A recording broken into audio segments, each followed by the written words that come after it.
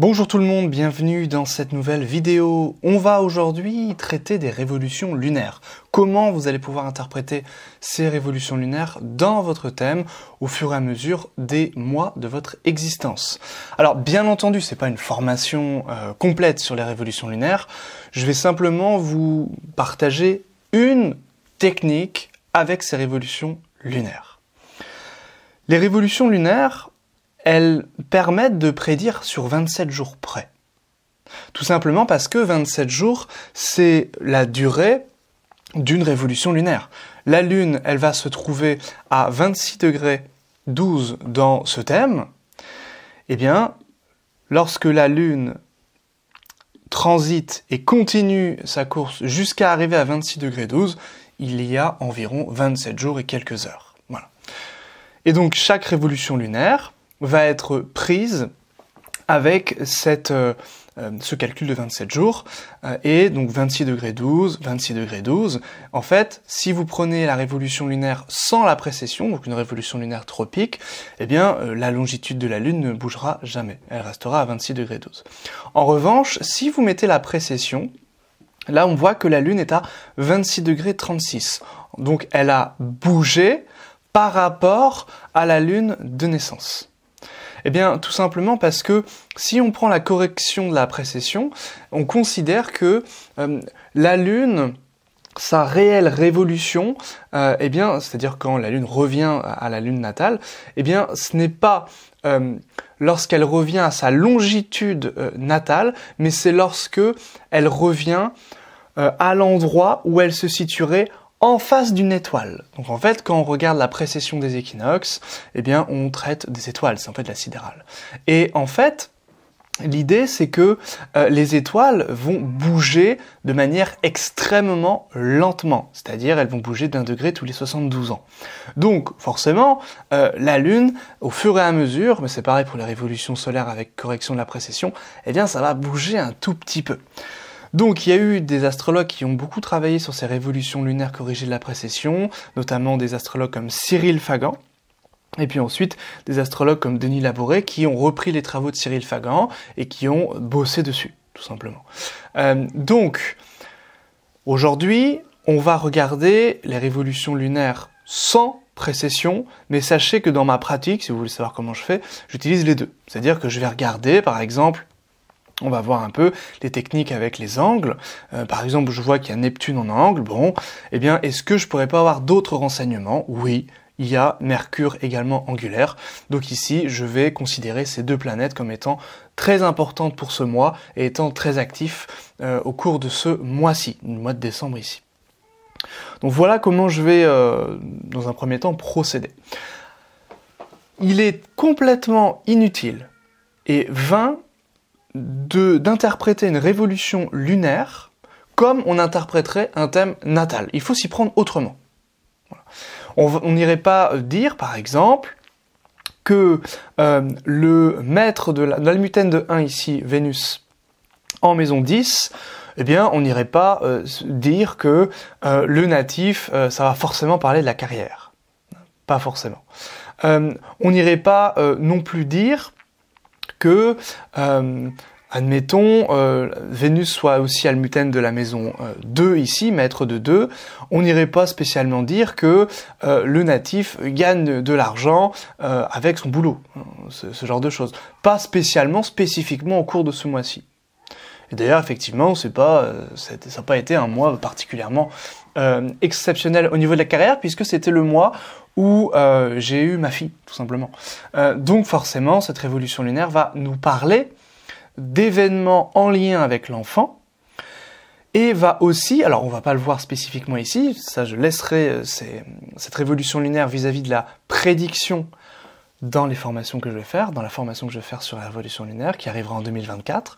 Mais ici, je vais quand même vous partager une petite piste très intéressante vis-à-vis des ressentis, de l'ambiance, de l'atmosphère. En réalité, ce qui va être intéressant à comprendre, c'est que ces révolutions, ce sont des transits. Et oui, c'est-à-dire que le 11 décembre 2022, vous pouvez prendre vos éphémérides ou vos transits, vous verrez Neptune à 22 des Poissons, vous verrez le Soleil à 19 du Sagittaire, vous verrez le Mars à 14 des Gémeaux, etc. Et en fait, ce sont des transits qui activent des planètes lorsque ces planètes sont dans les angles. Les angles, c'est quoi? Ce sont l'ascendant, le descendant, le milieu du ciel et le fond du ciel. Donc si vous avez des planètes étroitement conjointes à ces angles, ces planètes vont être activées dans une durée de temps de 27 jours. Voilà. Ça ne veut pas spécialement dire que pendant 27 jours, elles sont activées, mais dans cette fenêtre de 27 jours, il y aura un moment où la planète va être activée. Voilà ce que ça signifie.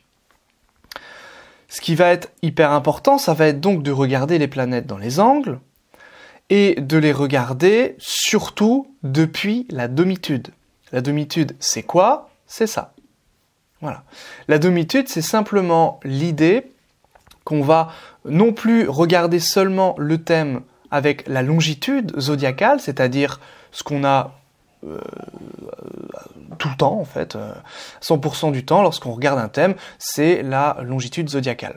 Mais on ne prend pas en compte la latitude, on ne prend pas en compte réellement l'écart avec les maisons. La domitude, ou traditionnellement le thème in mundo, domitude est un terme ayant été employé par Don et Roman, eh bien, là, nous montre réellement l'importance des planètes vis-à-vis des maisons. Et on voit que Neptune, eh bien, il est conjoint à la maison 1, puisqu'on va prendre un écart d'environ 5 degrés. Donc Neptune, évidemment, là, il est hyper important. Le Vénus, ici, qui était à 5 degrés, donc le milieu de ciel est à 26 degrés de la révolution lunaire. Vénus est à 1 degré, donc environ à 5 degrés du milieu du ciel. En réalité, on voit ici la maison 10 commence là, elle est très loin. Elle est quasiment à 12 degrés, enfin elle est à 12 degrés du milieu de ciel. Donc elle est trop loin pour être prise en considération, ce Vénus. Donc on va surtout prendre ici Neptune et puis éventuellement Jupiter ici à 5 degrés. Eh bien, il faut maintenant comprendre les effets de ces planètes, évidemment. Alors Neptune, ça peut être plusieurs choses. Neptune, ça peut être la grande fatigue, par exemple. Surtout quand c'est mêlé au Soleil. Et en révolution lunaire, comme son nom ne l'indique pas du tout, la planète la plus importante, ça va pas être la Lune, ça va être le Soleil. Puisque la Lune, elle ne bougera jamais, elle restera à 26 degrés Cancer pour ce thème, c'est-à-dire, en fait, ce sera toujours la Lune natale, eh bien, on va regarder les aspects et surtout la position du Soleil qui va être notre référent. Et donc, si Neptune est actif, mais qu'en plus, elle a un lien avec le Soleil qui renseignera sur la vitalité, là, on est sûr que ça va jouer sur une baisse de vitalité. On est sûr que ça va jouer sur une grande fatigue, voire une maladie, une infection, si d'autres choses dans le thème, ou comme des parts, ou comme des promesses de thème avec des éclipses, des révolutions, des directions, disent qu'il y a de maladie, qu'il y a problème de santé. Bon. Donc, on peut étudier les révolutions lunaires de deux grandes manières, un peu plus, mais pour notre vidéo, ça va être deux. Premièrement, on va regarder les planètes dans les angles, et puis regarder les aspects au Soleil, pour voir l'ambiance un petit peu du mois, tout simplement. Et puis, on va essayer d'interpréter, voilà, comme ça. Neptune, attention, peut-être que c'est pas le meilleur moment pour prendre des décisions, parce que Neptune, souvent, c'est source de déception, d'illusion, ou bien, quand c'est mêlé, on l'a vu ici au Soleil, à une grande fatigue, etc., etc. Donc ça va être hyper important dans l'interprétation. Voilà. Et ensuite, eh bien, évidemment, quand on va rechercher en termes plus prédictifs, cette fois-ci, non pas une ambiance, mais au contraire, quand un événement va apparaître, dans ces cas-là, la révolution lunaire ne doit jamais être employée seule.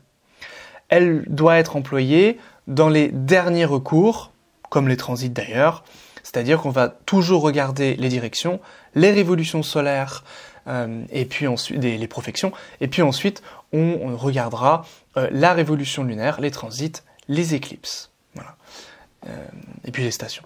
Donc voilà ce qu'on va pouvoir regarder en priorité, et puis les révolutions lunaires donc vers la fin avec les transits seulement pour vraiment dater au mois près, un petit peu comme les profections mensuelles ou les hebdomades, si vous connaissez toutes ces techniques. Donc, on va prendre un autre exemple. Par exemple, j'ai été malade au mois de novembre. Donc, ici, la maladie, c'est quoi? Le fait d'être attaqué, c'est Mars, tout simplement. Mars est angulaire, ici, on le voit.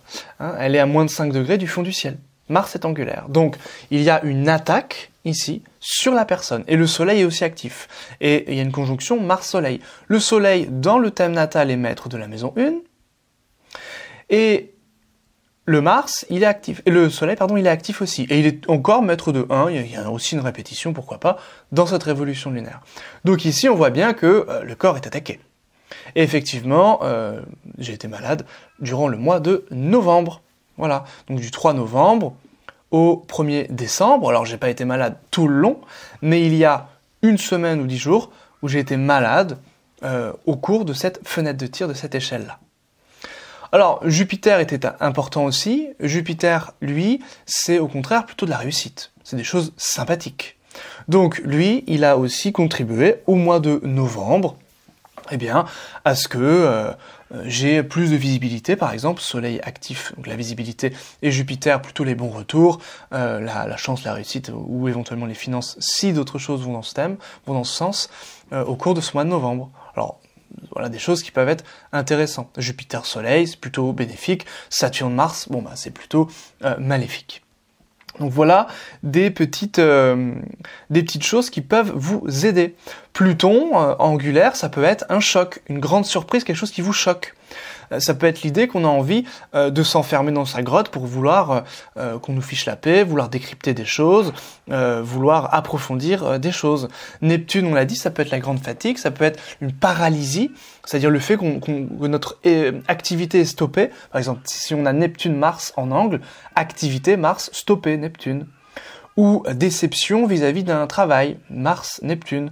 Vous voyez, on peut lire de différentes façons ces révolutions lunaires dans cette approche un petit peu de l'ambiance de l'atmosphère, avec surtout les configurations naturelles des planètes, la symbolique, ce qu'on appelle universelle des planètes. Donc Jupiter, plutôt la réussite, la chance, le bonheur en réalité. Donc Soleil, Jupiter, c'est le bonheur. Donc ici, même si le natif est attaqué, au niveau d'une maladie, d'une infection, d'un virus, il est quand même heureux au cours de ce mois-ci. Donc on a ici quelque chose qui peut être assez précis, qui peut jouer sur des contradictions notamment, et qui peut apparaître. Alors Jupiter-Mars, ça peut être aussi l'idée que on est heureux de travailler, ou l'idée que le travail aboutit à un succès. Mars-Jupiter. Donc voilà des petites choses qui peuvent vraiment vous aider avec ces révolutions lunaires. Alors la Lune, j'ai souvent remarqué que c'était un moment donné où la personne se déplace. Ou la personne change quelque chose, adapte quelque chose au cours du mois. Ça peut être aussi, bien entendu, en lien avec l'aspect émotionnel. C'est-à-dire que ça peut être quelque chose, par exemple, s'il y a Uranus en angle, une nouvelle, une surprise, on apprend quelque chose, ou quelque chose de nouveau, qui entraîne, avec la lune angulaire, quelque chose d'émotionnellement très puissant. Comme si les émotions apparaissaient de manière foudroyante. Donc on a toute cette symbolique qui peut être très très intéressante à comprendre dans la révolution lunaire. Alors on n'est pas dans des réelles prédictions concrètes, mais on est dans quelque chose de plus intériorisé. Mais bien entendu, les révolutions lunaires vont aussi nous servir dans une prédiction, une interprétation poussée des événements concrets, et ça va être une des dernières étapes de notre méthode prédictive, cette étude des révolutions lunaires, notamment avec les parts et avec les grands domaines de l'existence, c'est-à-dire qu'on va utiliser ces révolutions lunaires avec le thème natal, et si les événements du thème natal sont activés, bien entendu, ça va aussi avoir du sens. Je vais vous donner quand même un exemple pour ne pas vous laisser sans rien. On voit que Mars était actif parce qu'il était en angle, et on voit que Mars était à 15 du Scorpion. Mon Jupiter est à 13 du Scorpion, le Jupiter est maître de 5, c'est l'enfant. Et ici, il y a donc une attaque, un virus sur l'enfant. Et effectivement, à la fin du mois de novembre, ma fille était malade. Donc ça va aussi jouer sur ce que ça touche dans le thème natal, sur les événements, ou plutôt les domaines régis par les planètes dans le thème natal. Donc ça c'est quelque chose d'hyper important et de très simple à mettre en place. Donc si par exemple ici, j'avais quelque chose aux alentours de 10 du taureau, là j'ai rien, mais si j'avais quelque chose à 10 du taureau, eh bien ce Jupiter aurait activé encore plus, m'aurait donné encore plus d'informations sur quelque chose en taureau, tout simplement. Donc voilà comment on peut utiliser ces révolutions lunaires de manière, ici je l'avoue, très brève, mais de manière assez rapide. Donc Saturne, c'est plutôt des choses déprimantes, des choses où les responsabilités nous écrasent un petit peu, une chape de plomb pèse sur l'existence. Vénus, eh bien, c'est plutôt l'idée d'être apprécié, d'être aimé. La Lune, c'est, on l'a dit, le changement ou le fait de s'adapter, quelque chose de très émotionnel qui arrive. Jupiter, c'est plutôt sympathique au niveau de la réussite. Le Soleil, c'est plutôt, on est mis en avant, on est mis sur le devant de la scène. Mars, on est plutôt attaqué, soit par un virus, soit par une personne, soit on se bat, on est plus dans quelque chose au niveau de la lutte. Mercure, c'est quelque chose au niveau de l'occupation, donc on est souvent très très occupé quand Mercure est activé. Ça peut être aussi, on n'a pas trop de temps, du coup Mercure, ça peut être les déplacements aussi, les correspondances, le fait d'écrire, le fait de rédiger des choses, le fait de correspondre beaucoup avec des personnes, de répondre à beaucoup de messages, et puis de beaucoup travailler, de beaucoup étudier. Mercure, Jupiter, on étudie. Neptune, on l'a dit, ça peut être la grande illusion, ça peut être l'idée aussi qu'on part dans des paradis un petit peu féeriques, donc ça peut être, par exemple, on se drogue, des choses comme ça, où on est tellement fatigué qu'on est complètement à l'ouest, on est évaporé. Donc Neptune va pouvoir indiquer ça. Le Uranus va pouvoir indiquer des surprises, des choses soudaines et inattendues. Si par exemple vous attendez que quelque chose se décante, Uranus va faire en sorte que normalement il y a quelque chose qui va arriver dans votre vie. Et puis Pluton, c'est plutôt choquant. Pluton, c'est une transformation des choses. Et puis il faudra regarder bien entendu les aspects sur Pluton et ce que ça touche dans le thème natal pour voir plus d'informations sur ce qui advient. Voilà ce que j'avais à vous dire concernant ces révolutions lunaires. Vous pouvez d'ores et déjà travailler un petit peu. Alors ce qui est simple avec les révolutions lunaires, c'est qu'on peut le faire mois par mois. Donc par exemple, regardez votre révolution lunaire de ce mois-ci et du mois prochain et regardez un petit peu quelles planètes sont en angle et ce que vous pouvez attendre de tout cela.